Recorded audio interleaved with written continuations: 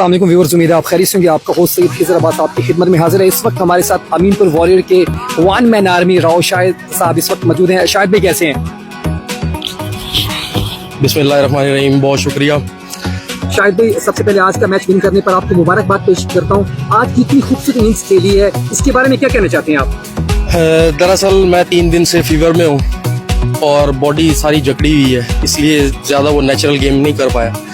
तो बाद में चांस मिला है, अल्लाह के शुक्र से फिर उसको फिनिश लाइन पे गए हैं। और ये विन हमारे लिए बहुत ज़रूरी थी क्योंकि लास्ट टाइम भी जो है लूज़ किया मैच।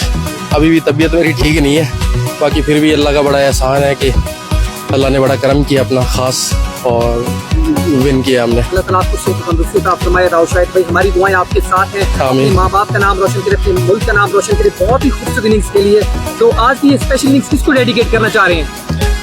स्पेशल इनिंग डेडिकेट करूँगा रियाज एफओ को, जो मेरी टीम का फ्रेंचाइज ऑनर है। बहुत मेहनत करता है और आज के दिन भी बड़ी इसने मेहनत की है कि लड़के इकट्ठे नहीं हो रहे थे और इसने बड़ी मुश्किल से जो है ना हमारी फाइनल साइड जो है ना पूरी की है कंप्लीट। आप कुछ कैश प्राइज देना चाह रहे हैं? अस्सलाम वालेकुम। वालेकुम अस्सलाम। कैश प्राइज राव शाहिद के लिए थैंक यू।